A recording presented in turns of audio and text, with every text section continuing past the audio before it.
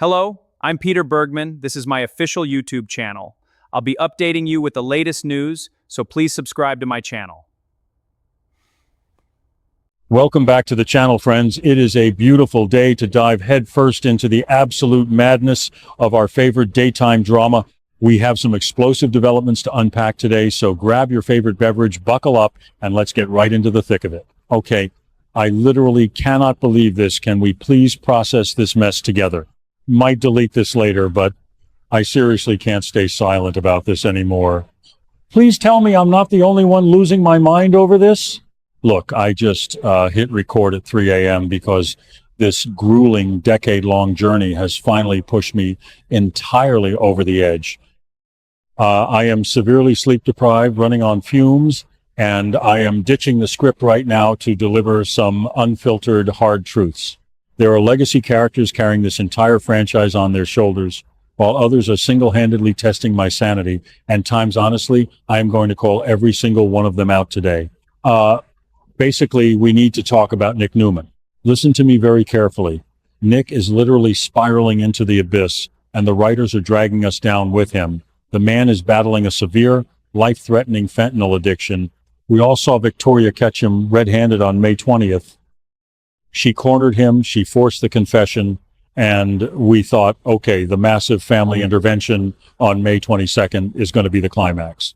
Victor and Nikki setting aside their toxic yacht plot marital drama to save their golden boy. A total game changer. A major flex for the Newman family dynamic. But suddenly, the entire narrative redlines, the vibe shifts into absolute terminal velocity, and we are thrown into a literal nightmare scenario. Nick doesn't just go to rehab. Nick ends up in the emergency room. I am screaming at my screen right now. Wait, why are we like this? Honestly, the sheer psychic damage of seeing Nick Newman, the protective, resilient rock of the Newman family, collapsing and being rushed to the ER is a low-key obsession of mine right now because the drama is just so raw. Basically, Nick's secret stash of fentanyl, the very drugs he bought to stay sharp for this deranged Matt Clark mission, finally caught up with him. His body just gave out, and there he is, lying in a sterile hospital bed, surrounded by the terrifying beeps of the heart monitor, fighting for his actual life. But that is not even the part that broke my brain. The part that has me pacing my room at 3 a.m. is what happens when Victor Newman stands over his son's hospital bed. Look, Victor is terrifyingly calm. You know that quiet, lethal energy Victor gets when his family is threatened? He is projecting that all over the ER. But Nick, completely broken, delirious, and stripped of all his defensive gaslighting, looks up at his father and reveals a terrifying, blood-chilling secret. This is the moment, guys. Unbelievable, guys. What's going on here? The truth is, Nick confesses that his fentanyl use isn't just a tragic coping mechanism. It is directly tied to the lethal underground stakes of the Matt Clark mission. Nick admits he is in way deeper than anyone realized. He didn't just buy drugs. He compromised the entire Newman family's safety to get the specific chemical edge he thought he needed to navigate Matt Clark's dark web of enemies.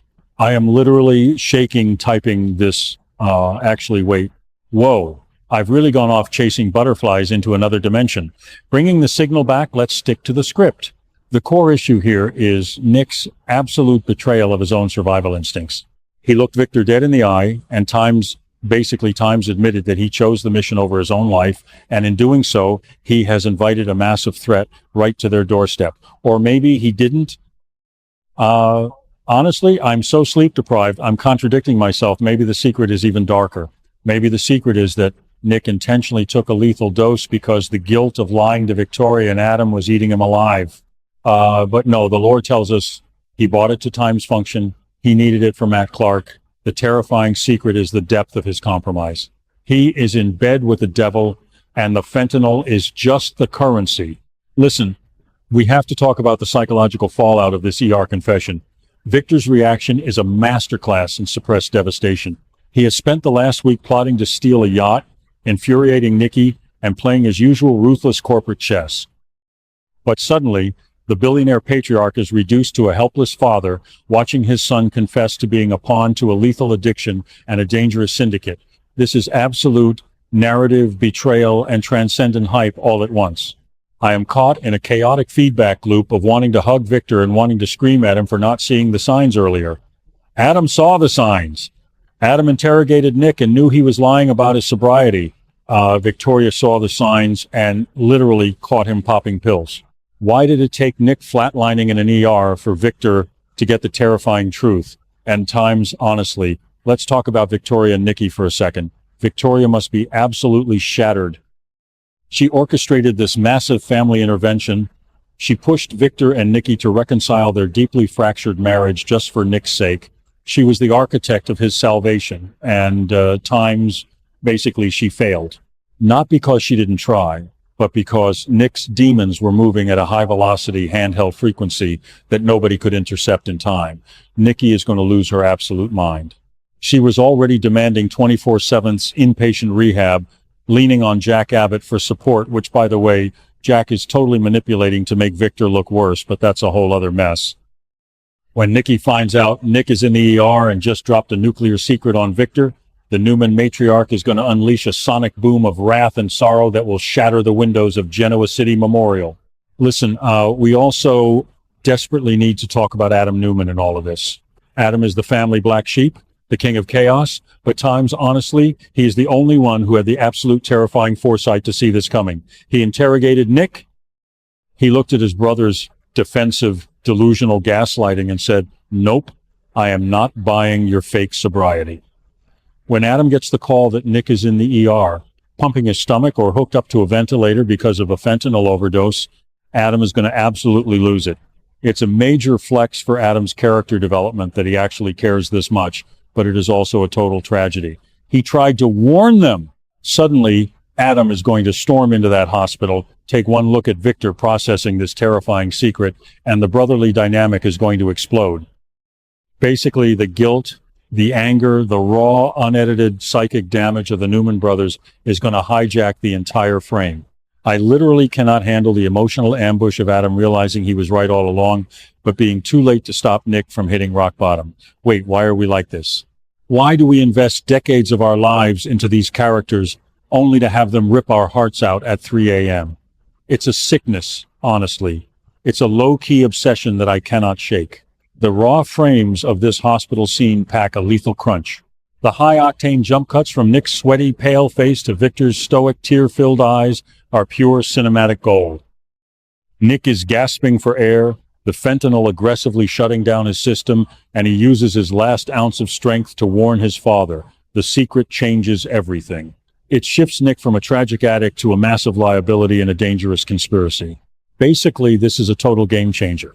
If Nick survives this, and he has to survive this, or I am literally rioting and deleting my channel, the dynamic of the Newman family is permanently altered. Victor cannot just throw money at this.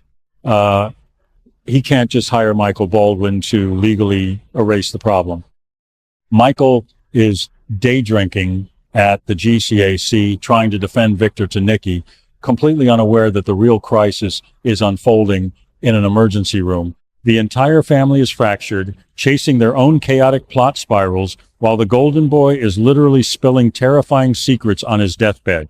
I need the digital hive mind to witness my existential collapse right now because I cannot carry this psychic damage alone. We are witnessing the absolute deconstruction of Nicholas Newman, and it is the most harrowing, unfiltered television I have seen in a decade. I am out. I am done. But I will be watching tomorrow, obviously. Thank you for watching my video. I will be updating regularly with the latest news, so please remember to subscribe to my channel to support me.